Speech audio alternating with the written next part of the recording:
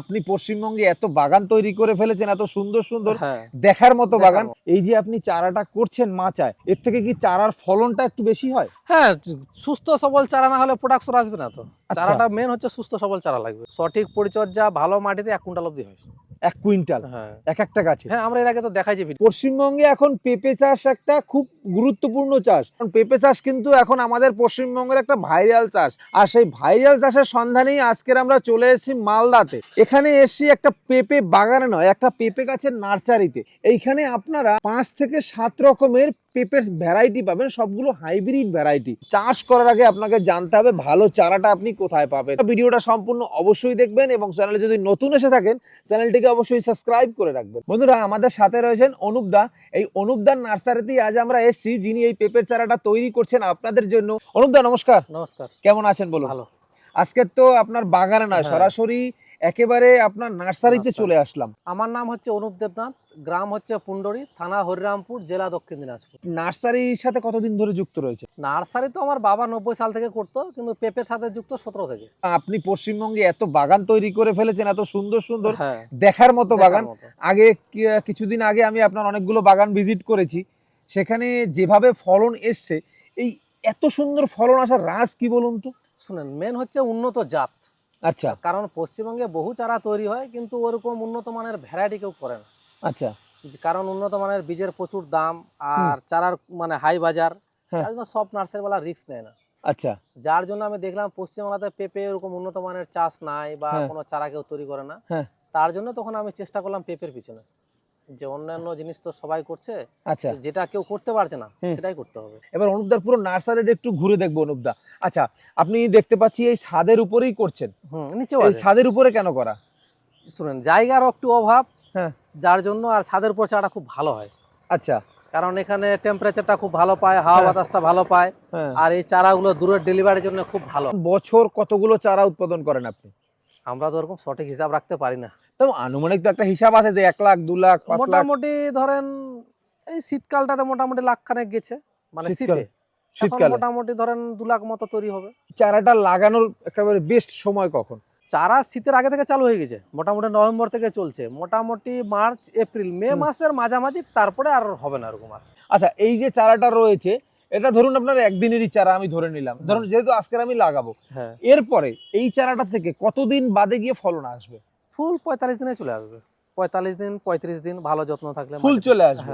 Weather বৃষ্টির যদি থাকে 35 দিনের মধ্যে ফুল দেখা দিবে। আচ্ছা, তাতে হাইট কতটা হবে? আমার এই অবধি হাইট না 1 হাত গাছ হবে। ফুল আসার পরেই গাছটা মোটা হবে, কারণ ওর মধ্যে তখন ফল ধারণ ক্ষমতা আসবে। এই যে চারা উৎপাদন করেন আপনি, এর ভিতরে কি কোনো স্পেশাল কোনো ট্রিটমেন্ট রয়েছে? সে তো অবশ্যই আছে। তো বন্ধুরা, এইবারে আমরা চলে এসেছি অনুপদার হাইটেক নার্সারিতে।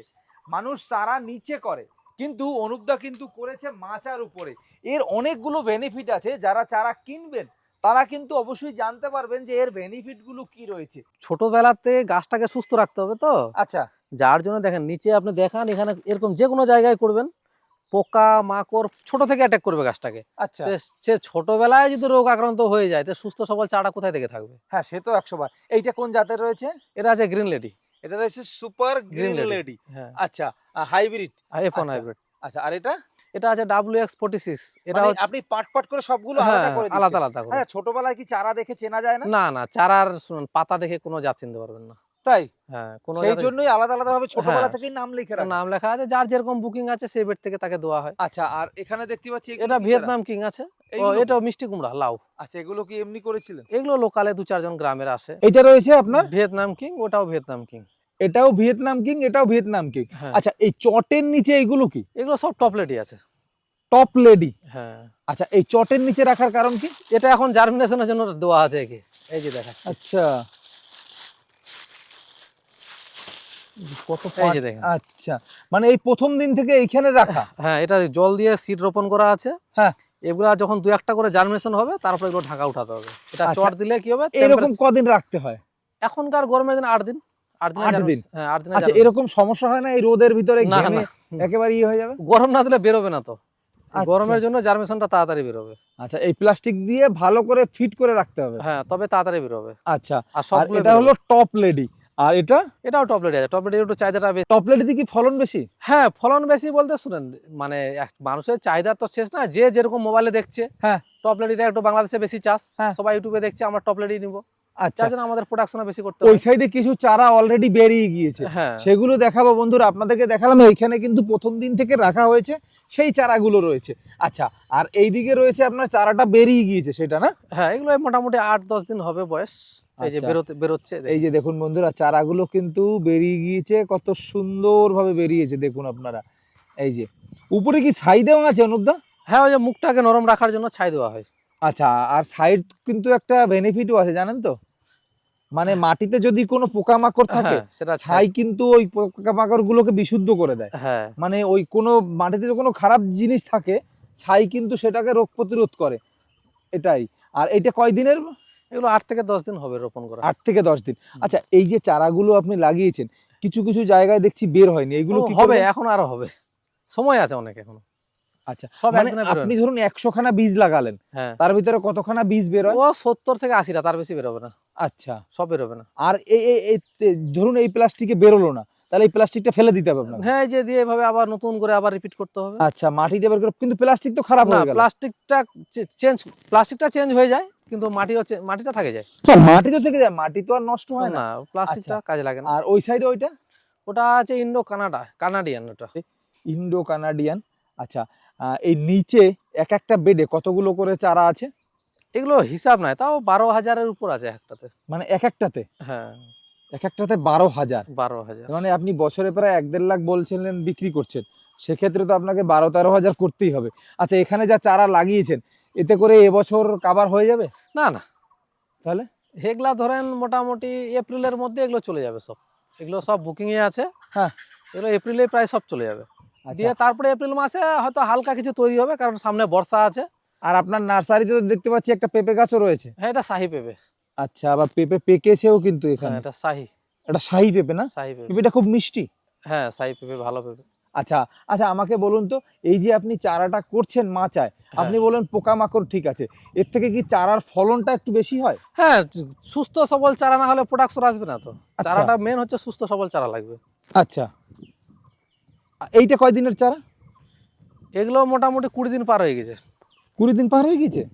আচ্ছা, আর এই আগাছাগুলো কি পরিষ্কার করে দিতে হয়? হ্যাঁ, এগুলো পরিষ্কার করতে হবে, যে কাজ করছে আজকে।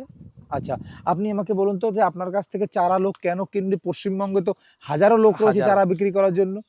শুনেন, মেন হচ্ছে হাইব্রিডের যেগুলো ভ্যারাইটি, হ্যাঁ, এগুলো হচ্ছে খুব উন্নত মানের। যে ভ্যারাইটিগুলো আপনাকে দেখালাম, এগুলো সব নার্সারিওয়ালারা বানায় না, কারণ এগুলোর দাম বেশি, যার জন্য সবাই বানায় না। আর অধিকাংশ নার্সারি থেকে চারা শুধু মানে বিক্রি হয়, কিন্তু তার পরিচর্যা কোথাও থেকে হেল্পলাইন হয় না। আচ্ছা, আর আমরা চারা যেদিন আপনি বুকিং করবেন, সেদিন থেকে জমিটা কিভাবে তৈরি করবেন তাও আমরাই বলবো আপনাকে। একদম জমি তৈরি থেকে ফলন বিক্রি অবধি টোটাল পরিষেবা, কখন কি লাগবে সব আমরাই বলবো আপনাকে টাইম বাই টাইম। আচ্ছা, এই আপনার চারার রোগ কেমন আসে? মানে অন্যান্য পেঁপে চারায় দেখা যায় যে প্রচুর রোগ আসে, এর জন্য অনেক চাষি পেঁপে চাষ করতেই চাইছে না, যে দাদা রোগ লেগে মাথা এমন ভাবে পোকায় চিবিয়ে দিচ্ছে আর পেঁপেই বেরোচ্ছে না, এরকম তো গাছে পছন্দ ধরে। অনেক গাছে অনেক, বাজারে তো প্রচুর পেঁপে আছে, কিন্তু আমাদের যে ভ্যারাইটি বা আমার যে চারা, তার মধ্যে খুব কম। কিন্তু হ্যাঁ, পরিচর্যা করতে হয়, সপ্তাহে একবার করে কীটনাশক দিতে হয়, তাতে সেরকম আপনাকে পেঁপে গাছে দিয়েই রাখতে হবে। হ্যাঁ হ্যাঁ। আর এই এক একটা গাছে কত করে ফলন আসবে? সর্বনিম্ন 50 কিলো। মানে সঠিক যদি পরিচর্যা করা হয়, সঠিক পরিচর্যা ভালো মাটিতে 1 কুইন্টাল অবধি হয়। 1 কুইন্টাল? হ্যাঁ, এক একটা গাছে। হ্যাঁ, আমরা এর আগে তো দেখাইছি ভিডিওতে। আমি একটা ভিডিও ছেড়েছিলাম, আর ভিডিওতে দেখিয়ে লোককে বলেছি, তারপরও লোক বলছে এগুলো গল্প। না না না, তাহলে কি তাদেরকে বাগানে নিয়ে এসে দেখা? হ্যাঁ, সব কেন, এর আগে আমরা বহু মানে ফার্মার আসছে, তাদেরকে ডাইরেক্ট বাগান ঘুরাই। হ্যাঁ, যে আপনি শুনেন, শুধু ভিডিও দেখেন না, যারা 2 বিঘা 5 বিঘা লাগাতে চায় তাদেরকে আমরা ডাইরেক্ট বাগান দেখাই। আপনি বাগানে দেখে তারপরে চারা কিনেন, শুধু ওই মোবাইলে দেখে নয়। বরঞ্চ মোবাইলে আরো ছোট লাগে দেখতে, অরিজিনাল চোখে দেখবেন যেটা ধরেন 2-2.5 কিলো, মোবাইলে 1 কিলো 1.5 কিলো লাগবে। হ্যাঁ, সে তো অবশ্যই লাগবে, সঠিক সাইজ আছে, ডিসপ্লে ছোট, আর আপনি চোখে পুরো। এবার আপনি যেদিন বাগানে ভিডিও করছেন, হ্যাঁ, তা আপনার জন্য তো আর সেই মানে বাগানওয়ালা তো আর মানে বিক্রি বন্ধ রাখেনি না, সে আরো 2 মাস আগে থেকে বিক্রি করছে। তো হ্যাঁ, তারপর এবার 2 মাস পরেও যায় যদি সেই ছবি দেখা যায়, তার মানে গাছটা যখন ফলন প্রথম ধরছিল, সেই ফলগুলো থাকলে একদিনে এরকম 1 কুইন্টাল দেখা যেত। আচ্ছা, এই চারাগুলো কবে ডেলিভারি হবে? এই যে চারাগুলো, এটা 15 দিনে হয়ে যাবে। আচ্ছা, আপনার কাছ থেকে চারা নিলে পরে মানে কতদিন আগে আপনাকে বুকিং করতে হবে? বুকিং মিনিমাম সময় 1 মাস। 1 মাস পরে আপনি তাকে চারা দিতে পারবেন। হ্যাঁ, এক মানে মাস- বুকিং এর পরে কি আপনি চারা বসাবেন তার? হ্যাঁ তৈরি মানে যেদিন বুকিং এ দেখেন সিড রোপণ হয়ে গেছে। আচ্ছা, এই যে সিড রোপণ হয়েছে। হ্যাঁ এবার রোপণ হয়ে গেছে। হ্যাঁ। এবার বুকিংও প্রায় চলছে। আচ্ছা এবার ধরেন আজকে 1 মাস সময় লাগবে, এটা 1 মাসের মতো মোটামুটি রেডির কাছাকাছি। আচ্ছা আচ্ছা। এখন গরমের দিন আছে, প্রায় 1 আচ্ছা। মাসে হয়ে যাবে। চারার কেমন দাম রেখেছেন? চারার দাম 60 টাকা। আচ্ছা, কত পার্সেন্ট আপনাকে বুকিং এর জন্য দিতে চারা হবে? প্রতি 20 টাকা অ্যাডভান্স লাগবে বুকিং এর সময়। তার মানে যদি 100 টাকা চারা 3 ভাগের 1 ভাগ, প্রায় হ্যাঁ, 30%, হ্যাঁ 30-32% আপনাকে অ্যাডভান্স করতে হবে। করতে হবে। তারপরে তার 1 মাস পরে গিয়ে চারা পাবে। হ্যাঁ এবার হয়তো অনেক সময় 15-20 দিনেও পাতে পারে। এখন তো চৈত্র মাস চলছে, হ্যাঁ মানে পেঁপে চারা যেগুলো- লাগানোর সবথেকে বেস্ট সিজন কোনটা? শুনেন, নভেম্বর থেকে স্টার্ট হয়ে গেছে। এবার যার যেরকম টাইমে হচ্ছে, কিন্তু এই এখন যে মোটামুটি মার্চ চলছে কি না, 12 মাস তো লাগানো না, না, অবশ্যই না। যায় না। মার্চ মাসটা থেকে এপ্রিল, হ্যাঁ। মে মাসের মাঝামাঝির পরে লাগালেও মানে 50% গাছ মারা যায়, আর হ্যাঁ। দামও পাবে না ভালো। আর আচ্ছা মোটামুটি এই মার্চ আর এপ্রিল মোটামুটি ঠিকঠাক আছে। আচ্ছা। এপ্রিলের মোটামুটি গোটাটাই ঠিক আছে। মে মাস যখন অর্ধেক চলে গেল, হ্যাঁ। তখন যদি আপনি লাগান, হ্যাঁ। চারা তো 50% বর্ষায় মারা যাবে। হ্যাঁ। আর যদিও থাকে, কাঁচাতে কোনো দাম পাবেন না, আপনাকে পাকা টার্গেটে তৈরি করতে হবে। আপনি 100 চারা রোপণ করলেন, হ্যাঁ। এমন সময় চাষ করবেন, হ্যাঁ। বর্ষাকালটা আমি কাঁচা বিক্রি করব, হ্যাঁ। শীতকালটা আবার ফল হিসাবে বিক্রি করব। আচ্ছা, এইভাবে তৈরি করতে হবে। মানে ওই সিজনালি চেঞ্জ করতে হবে। হ্যাঁ মানে হ্যাঁ, ওই একই বাগান থাকবে, হ্যাঁ। কিন্তু সিজন হিসাবে আইটেম চেঞ্জ করতে হবে। আপনি যদি শীতকালে পাকা কাঁচা বিক্রি করেন, হ্যাঁ, আপনি দাম পাবেন না। আচ্ছা, তখন দেখবেন 10 টাকা কিলো। মানে সময়ের জিনিসটা সময় করতে হবে আমাকে। হ্যাঁ, কারণ তাহলে শীতে পরে আমি দামটা ভালো পাবো। অনেকজনা বলছে শীতের সময় হ্যাঁ। যে আপনারা বলছেন 40 টাকা কিলো পেঁপে, হ্যাঁ। 50 টাকা কিলো, হ্যাঁ। আমাদের দিকে তো 10 টাকা কিলো। তা আপনি যদি শীতকালে কাঁচা পেঁপে বিক্রি করেন, তাহলে কি বাজার পাবেন? হবে না। মানে শীতে শীতের সময়টাই পাকা, পাকা মানে শীতকাল। বাজার যেদিকে চলবে তার উল্টো দিকে চলতে হবে। আর যেখান থেকে এই পেঁপে চারা কিনুন না কেন, অবশ্যই দেখে শুনে বুঝে তারপরে কিনবেন। আর অনুপদার কাছে এই জন্য আসা, কারণ অনুপদার বাগান আমরা অনেকবার দেখিয়েছি আপনাদেরকে। আমরা কিন্তু আগে প্রুফ দেখি যে সে যে চারাটা বিক্রি করছে, সেই চারাটা কতটা মানসম্মত এবং সেখান থেকে কতটা ফলন বেরোচ্ছে, সেই দেখেই কিন্তু আপনাদেরকে আমরা দেখিয়ে থাকি।